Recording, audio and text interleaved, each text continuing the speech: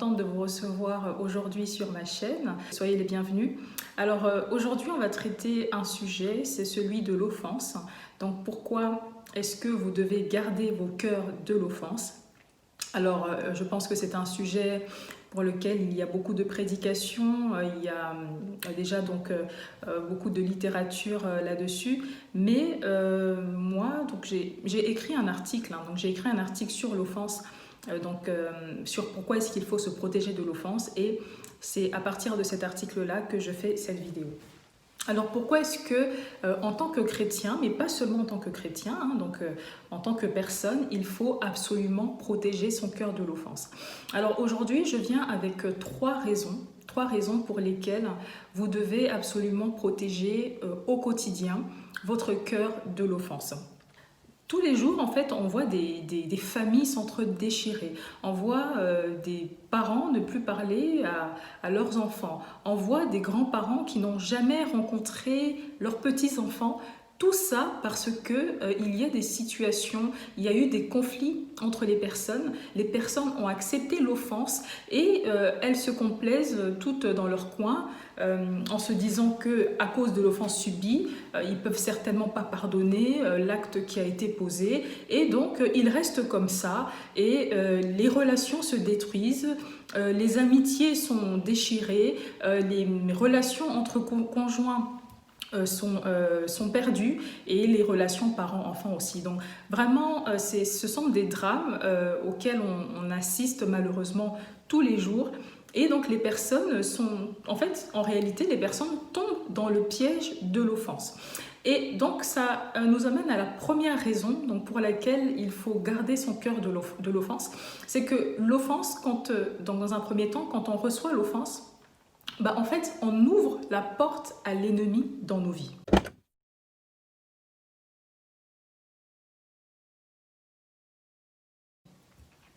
Donc l'offense, véritablement, c'est vraiment ça. C'est un peu comme si la nuit, vous alliez dormir et que vous laissiez la porte de votre maison ouverte. Il peut se passer plein de choses lorsqu'on va dormir et qu'on laisse... D'ailleurs, c'est même pas un comportement que l'on a. C'est même pas un comportement que l'on a parce qu'on se dit qu'on peut être volé, il y a des personnes mal intentionnées qui peuvent entrer chez nous et qui peuvent nous faire du mal. Et bien, dites-vous que c'est exactement la même chose.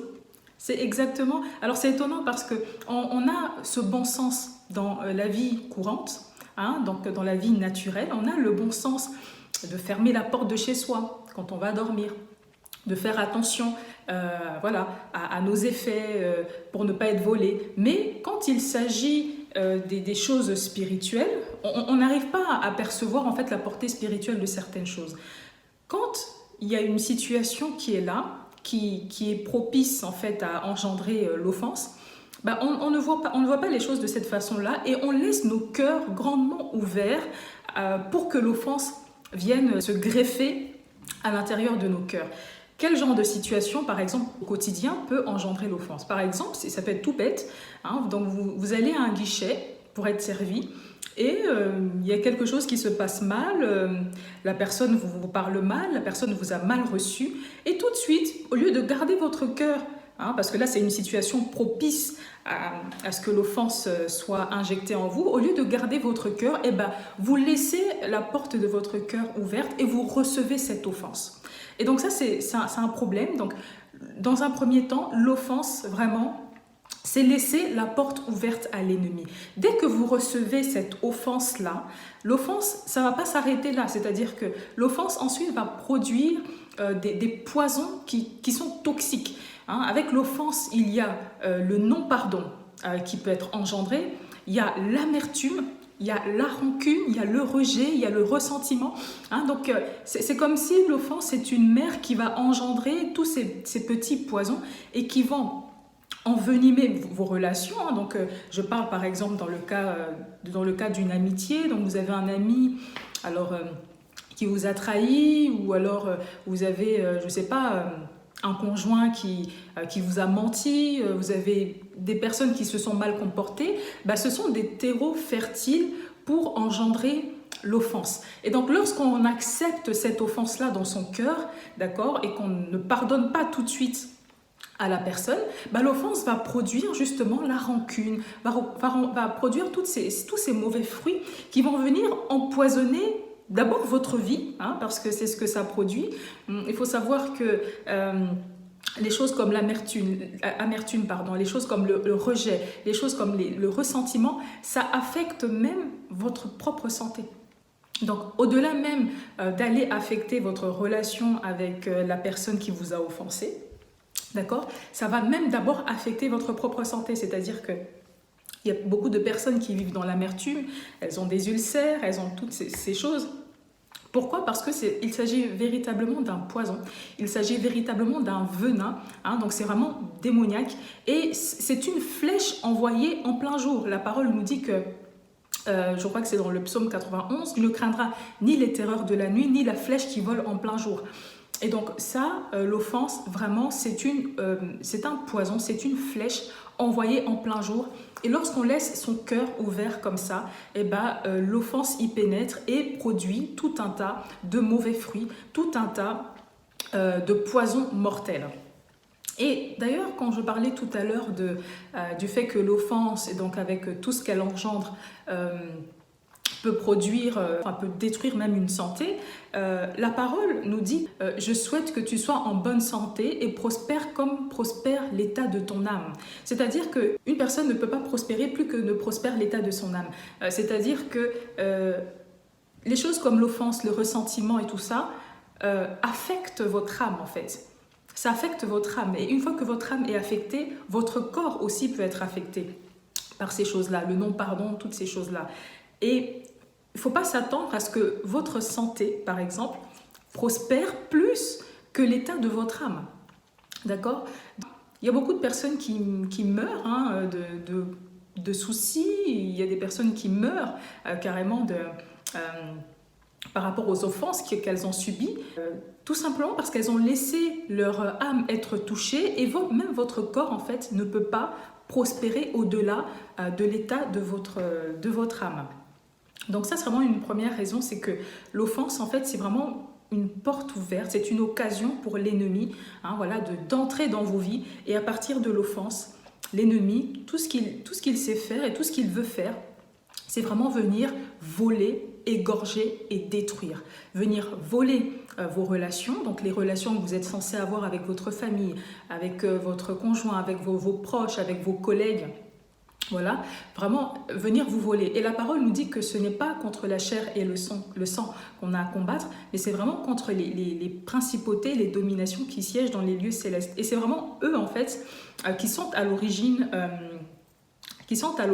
des situations de conflits, les situations de déchirement dans les familles, les situations de non-compréhension, de mésentente dans les familles. Donc vraiment, l'offense, il faut voir ça comme un poison que l'ennemi vient planter dans le cœur des personnes pour venir voler les relations, pour venir voler les relations que le Seigneur a instituées pour que vous ne puissiez plus en jouir, en fait, tout simplement. Et ce que je voulais aussi rajouter, je l'écris dans l'article, c'est que l'ennemi, il est ni du côté de la personne offensée, ni du côté de la personne qui a offensé. Donc, ni du côté de l'agresseur, ni du côté de l'agressé. Quand la parole dit vraiment que ce n'est pas contre la chair et le sang qu'on a à se battre, c'est vraiment ça. C'est-à-dire que l'ennemi va se servir en fait d'une situation, et pousser l'agresseur à agir d'une certaine façon. Donc à mentir, à médire, à livrer des secrets, à faire tout un tas de choses. Et chez la personne, donc la personne qui est coupable de l'offense, elle va aussi par la suite planter de la culpabilité. Parce que la personne va se dire « mais j'ai mal fait, c'est vrai, j'ai mal agi » et tout ça. Et donc, elle va s'engrainer dans un cycle de remords, de culpabilité et tout ça. Et là aussi, du côté de la personne qui a offensé, l'ennemi agit pour voler, tout simplement. Donc, il passe par lui pour voler sa relation avec ses proches, voler sa relation avec son conjoint, voler sa relation avec voilà, ses enfants et tout ça. Donc, c'est vraiment une sagesse à appliquer pour sa vie que de garder son cœur plus que toute autre chose. Ne pas accepter l'offense à tout va. Ce n'est pas parce que vous avez été mal reçu à un guichet que vous allez fermer le visage, vous renfrogner toute la journée. Gardez tout ça dans votre cœur pour que ça vienne produire de mauvais fruits. Vraiment faire attention. Donc, le premier point vraiment de cette vidéo de pourquoi est-ce que vous devez garder votre cœur de l'offense, c'est vraiment que l'offense, que le diable se sert de l'offense pour venir vous voler, vous égorger et vous détruire. Alors, pour faire une transition, pour passer à la deuxième raison pour laquelle vous devez garder votre cœur de l'offense, la parole nous dit en Éphésiens 4,26 qu'il ne faut pas laisser le soleil se coucher sur votre colère. Il ne faut pas laisser le soleil se coucher sur votre colère. Qu'est-ce que ça veut dire? Ça veut dire que plus, par exemple, vous avez accepté l'offense et plus l'offense reste dans votre cœur, d'accord? Plus, justement, elle va avoir l'occasion de produire de mauvaises choses à l'intérieur de vous, d'accord? Elle va vous pousser au péché, justement. Et donc, ça nous amène en fait à la deuxième raison pour laquelle vous devez garder votre cœur de l'offense, c'est que l'offense vous vole les fruits de l'esprit.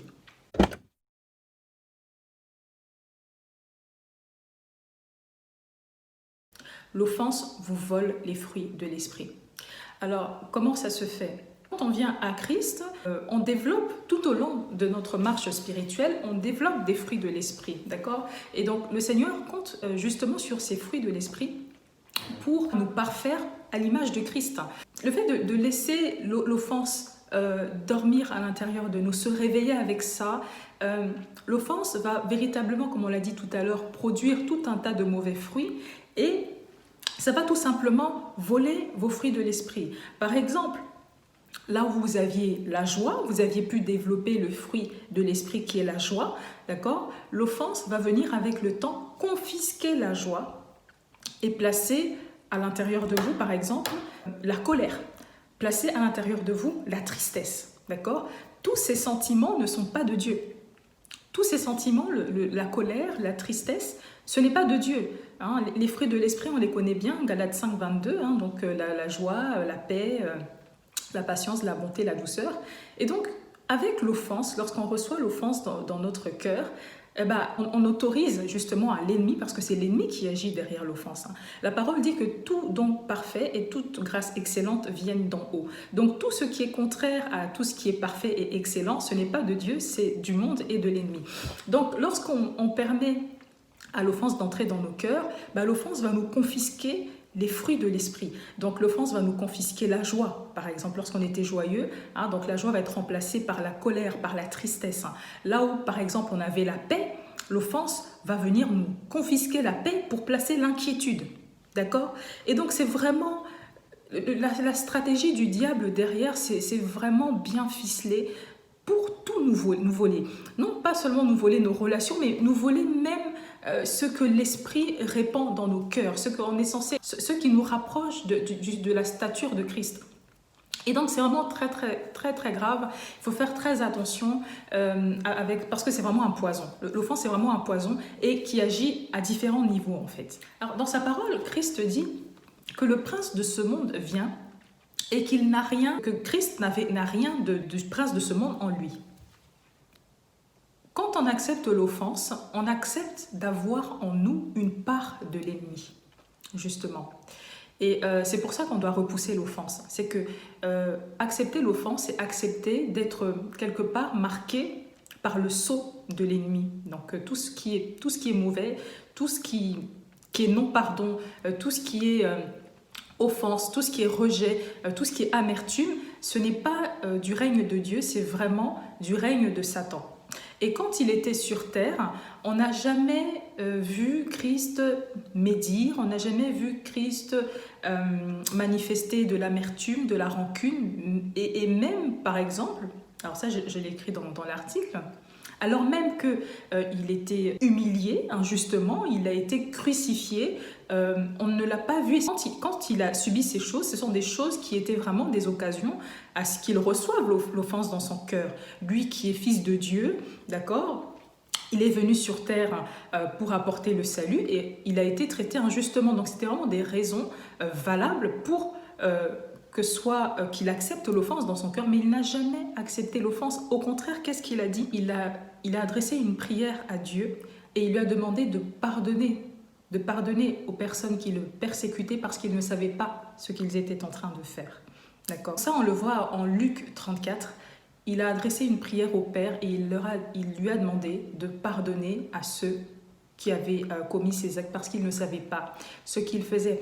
Et donc ici, avant de passer au troisième point qui explique pourquoi est-ce que vous devez garder votre cœur de l'offense, ici, véritablement, Christ est en train de nous enseigner comment est-ce qu'on fait de façon pratique pour garder son cœur de l'offense.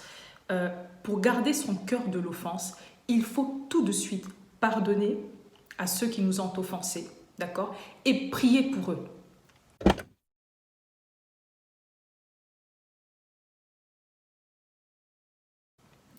Lorsqu'on fait ça, tout de suite après avoir vécu une situation qui peut engendrer de l'offense, on garde son cœur de l'offense.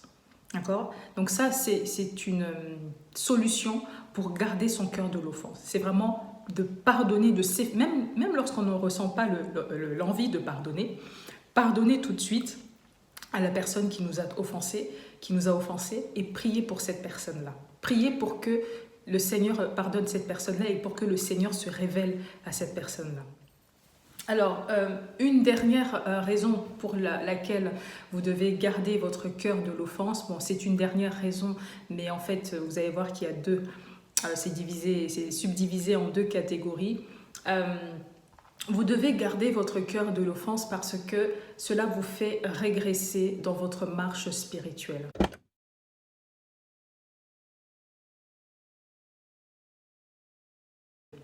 L'offense vous fait régresser dans votre marche spirituelle.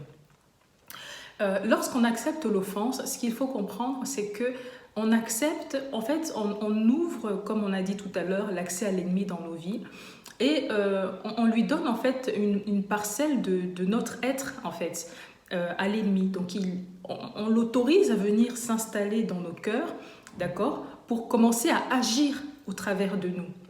Lorsque vous acceptez l'offense, vous déléguez une parcelle de votre autorité à Satan. Et donc, quand on accepte l'offense, qu'est-ce qui se passe? On accepte une semence spirituelle démoniaque, complètement. Parce qu'on a dit que tout ce qui est parfait, donc les fruits de l'esprit, on les connaît, donc la joie, la paix, tout ça. Et par l'offense, vous allez produire de la rancune, vous allez produire de l'amertume, vous allez produire de la jalousie, toutes ces œuvres de la chair qui ne sont pas de Dieu. D'accord? Et l'ennemi, il agit en fait à travers vous par l'offense. Donc, il va vous pousser à envier, il va vous pousser à jalouser, il va vous pousser à tout un tas de choses, d'accord, qui ne sont pas de Dieu, d'accord? Et donc, toutes ces choses-là, ça va vous pousser à pécher, tout simplement. Et donc, par l'offense, vraiment, vous déléguez une parcelle de votre autorité à Satan et vous baissez même en autorité face aux démons. Vous baissez même en autorité face aux démons. Dans le règne spirituel, tout ce qui est donc les valeurs que Christ enseigne, donc le pardon, la charité, le don de soi, le service et tout ça, l'amour, dans le règne spirituel, c'est synonyme de grandeur, d'accord? Dans le règne spirituel. Et les œuvres de la chair, c'est synonyme de petitesse, d'accord? C'est pour ça que l'homme naturel, dans le règne spirituel, il est vu comme... la parole dit que tant que l'héritier est encore un enfant, il ne diffère en rien d'un esclave, d'accord?